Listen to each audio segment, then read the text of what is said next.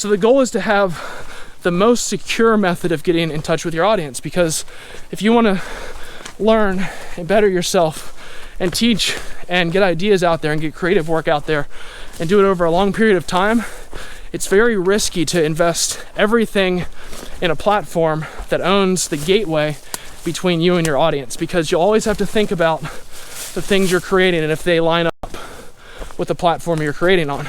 My name is Dave Morrow. 9 months of each year, I live out of my vehicle. I travel the wilderness by foot on an endless backpacking and landscape photography trip. I want to teach and share the photography and outdoor skills that I use on these trips. I don't want to spend hours editing video or sitting in front of a computer, so I made some rules. First, everything's shot on GoPro. This was the best way I found to record quickly on a consistent basis. Second, I can only spend 20 minutes editing each video. So thanks for watching, and welcome to the Landscape Photography Journals. So today I want to talk to you guys about gatekeepers and analyzing the specific platforms that you're using to share your creative work on. So let's think about this. Let's think about the different ways that you can build a long-term photography business that are of the least amount of risk. So let's first think about just worst case scenarios, because it's always good to get the maxes and mins of what's going to happen, even though that might be a rare occurrence. If you're going to look at a long-term creative business or a long-term creative endeavor, you need to look at the worst case scenarios, because although they might not happen, they will help you to, I guess, navigate the world you're working through to ensure that they don't happen, and you'll be a lot better off in the end. So that's why I wanted to share the ideas in this video. And this is just what I do. This is the thought process that works for me. So it might not work for everybody, but if I put the information out there, it might help some people, and I can also hear myself work through my own thoughts. So gatekeepers, let's talk about it. You can consider a gatekeeper anyone or any company or anything that stands between you and the audience that you want to share creative work with. So in the terms of most all large subscriber-based companies online, depending if they're social media based or just video based. Let's look at a few of them. So you could say, first we have the social medias. They're all going to operate in very similar ways. So you could just take all social media under this term. So you could take Twitter, you could take Facebook.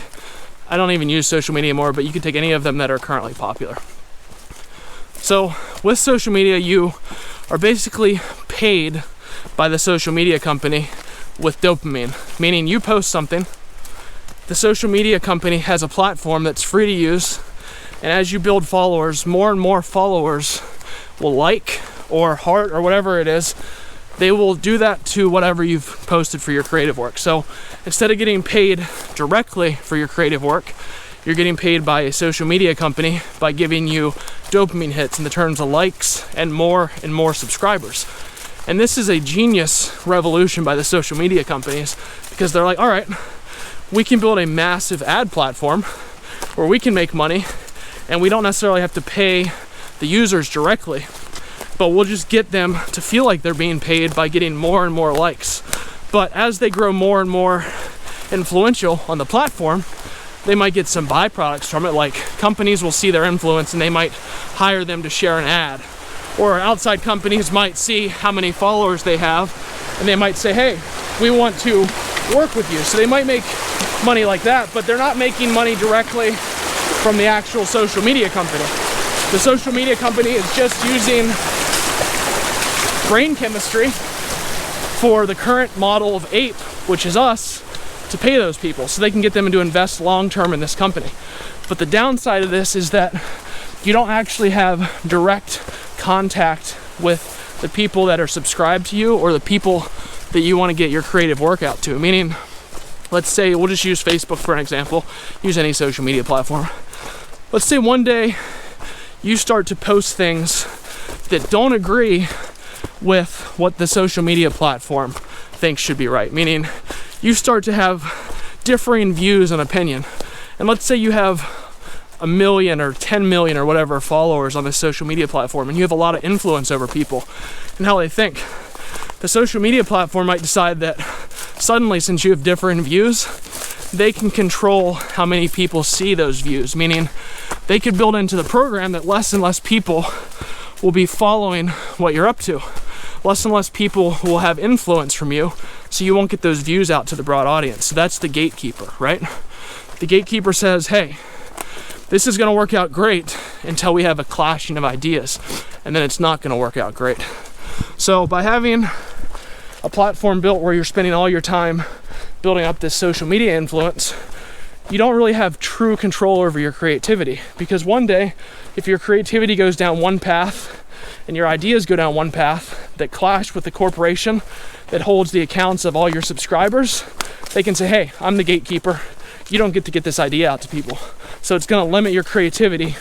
And running in the background, you're always gonna have to think, hey, if I have a huge subscriber base and I built this thing long term, something in the back of your brain is gonna be like, well, I hope that the social media company likes this because I'm about to speak something that's against what I think they might like. So when you're created, that will get in there.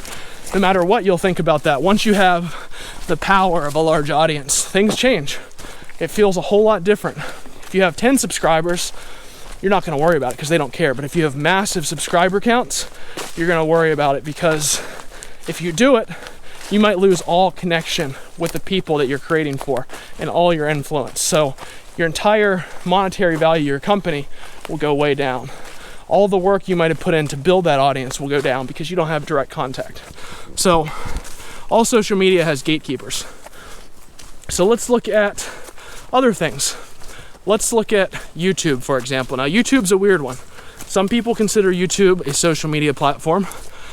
It has social media aspects to it, but I don't consider YouTube a social media platform if you're just using it to host videos and share ideas. So since I don't want there to be a gatekeeper, I don't have subscribers or ads turned on my YouTube, meaning people can subscribe.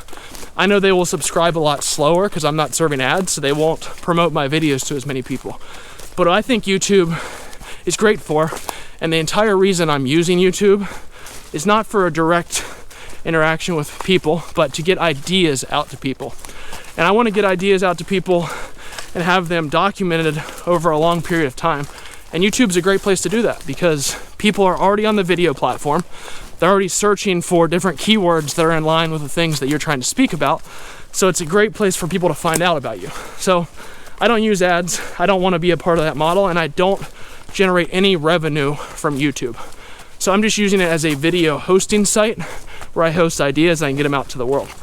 Now, if you're depending on YouTube to make money, it can be a great option. People do really well with it, but then you're starting to see people get decommissioned, or people on YouTube aren't being shown to the broad audience they were before because their ideas are starting to clash with YouTube. Now, I completely agree that if it's in YouTube's terms of service and this person is breaking their terms of service, then YouTube, as a private company, has the right to say, hey, we are not going to deal with this, sorry, and you're gone.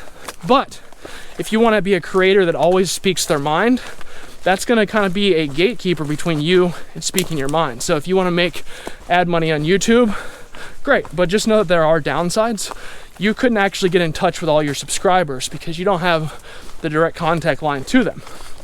If YouTube says, hey, you're gone, all those subscribers are gone. All your years of work to building up that platform are gone, and you have to start at square one again. So I think the best current method for building a long-term audience you can have direct contact with is building a website that you own, meaning it's not a free website. You pay for the servers, you pay for the building of the website. WordPress is a great platform to use, and you pay for everything that goes along with that. Now, I'm not saying that there aren't downsides to this method.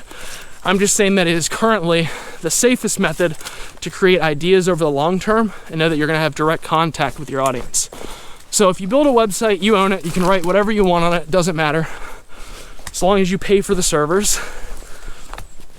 And over the long term, you can collect email addresses. So a lot of websites you'll see boxes for email addresses pop up. Some of them can be quite annoying. Others can be very helpful. I try to make mine very helpful as possible, even though some people might see them as annoyance. I always want the back end of the email sign up to be helpful. So what I do is I just provide free PDFs of all the web pages on my site, so people can download all my photo guides. People can download everything that I have on my website onto their phone, and they can take that out shooting with them. So my goal is to design an email sign up where I can build an audience that have the same interests as me. We're doing the same things, we're on the same path of learning, meaning I have things to teach, but I also have a lot to learn in the future. And if other people are looking to learn and better themselves, I'm also looking to do that. So when somebody signs up to my email list, I know we're on the same wavelength. No matter what else we care about in life, at least we're on that some wavelength that's the same. So now that I have their email address, that we can actually have direct contact, because I use an email service provider which holds all the email addresses, but on the back end I have a huge data set sheet, and that's where I actually hold all those email addresses, and it's very secure. Never let them out or sell them to anybody, because those are people that I care about, because we care about the same things in life. So it's not like I have this subscriber list or fan base. These are just people that are trying to do the same thing that I am, and if I can teach what I'm doing, they can teach other people what they're doing. It can kind of just replicate out into the world. So I see an email list as a community, and it's the one place that I can build a community, because I own all the content on my website, on my own servers. I have the email list. I have it backed up many places. So if shit hits the fan, I can continue to speak my mind. I can continue to be my legitimate self on my website, because I know that nobody controls the gateway between me and getting my creative work out to the world. Because no matter what, you email somebody, they're probably going to get the email. Now, it might be filtered into their spam box. It might be filtered into some other funnel. But if they really care about getting the email, they can make sure to put you or your email list on their contact, and you can get in touch with them. I'm not saying it's foolproof. I'm not saying something couldn't happen where the email list wouldn't work, but it's a better way than letting a corporation that doesn't necessarily have the same long-term ideas as you control how you get in touch with your audience. There's a huge blowdown here. See if I can get around it.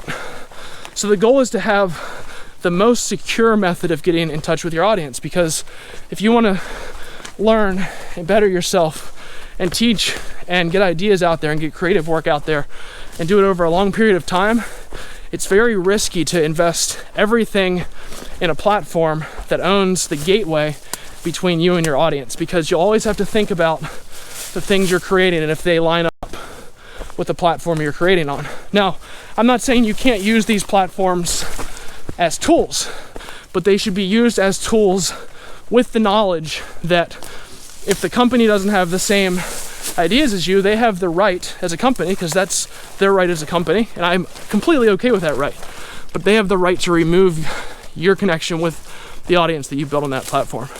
That's 100% good with me. I think it's good that companies stand by rights that they have or stand by ideas that they have, but it's key for everybody that's creating on the platforms to know that it's not always your right to say what you want on a platform that somebody else owns. If they have terms of service that are against it, it's actually not your right. So just watch out for that. But in the long term, growing an email list has let me get in touch with people that care about the same thing that I do. And I've seen it grow every year. It grows bigger and bigger and bigger. And I get a better and better understanding of what people like. And I get a better and better communication line with no gatekeeper that I can get ideas out to people. And the current model, email doesn't seem to be going anywhere. It's a very efficient way to communicate, especially for ideas. Nice. Down in the swamp right now. Email is a great tool. People are highly addicted to email, but outside of that, it's a great way for people to communicate with each other, because it's got the whole layout of like what was said in the conversation and everything else. So building an email list is a great method. If you are any creative, build an email list in a way that helps people and is not spammy, and instead of being mad at you, they will thank you for it. There will always be people out there that are like, if you have any pop-ups or you have anything on your website, it's spammy. Well, think about it this way. That guy's on your website, you have all this great information to provide, and instead of saying thanks for the information, he complained that you, or she complained that you were asking to build a community around that information. you don't want that kind of person on your email list anyway, because instead of being positive and being like, hey, thanks, I really appreciate all this information, to access it, that's fantastic. Thanks for putting it out there for free on your website. And the people that are going to come to your email list and say, hey, thanks for all the free information, and also thank you for all the value that you'd provided by subscribing to your email list. So those are the kind of people you want to build as an audience. Those are the kind of people that you want to have around long term because they're positive. So don't let the naysayers determine your opinion of how you build a long-term tribe of people that are interested in the same things as you do. Just because one person thinks it's bad, a lot more likely that the people with negative ideas will speak out, or the people that have all these great ideas about what you're doing won't speak out. It's a lot easier to put negativity out in the world than positivity. So do your email list in a way that is not spammy. Do it in a way that provides information, and don't abuse people on the list after they get on it. Don't have them sign up and then be like, hey, just hit them an email every day with a bunch of ads on it or something like that. Just be respectful and build an audience. Treat people how you would want to be treated if you signed up for something you were interested in, and you'll be okay. But then you don't have the gatekeeper in the way. Then you don't have the person saying, this is how you can think, this is how you can build an audience long term. You have your own thing, you have it backed up, and it's on your own platform. So hopefully that helps people in thinking about the big downsides of social. I know there can be some upsides, but for everything there's downsides. So if you guys want some really good reading, check out the book Deep Work by Cal Newport. He talks about all the downsides of social that people don't see. And that book changed my life and changed everything about my business. And actually, my business has done way better after quitting social media than it ever did before, because I have so much time to put into things that I truly care about, and I don't let anything else in the way of that. So if I can help anybody to learn and spend more of their life creating and less of their time doing things they don't enjoy, that's my main goal. So hopefully you guys learn from this. Have a nice day, guys. Bye.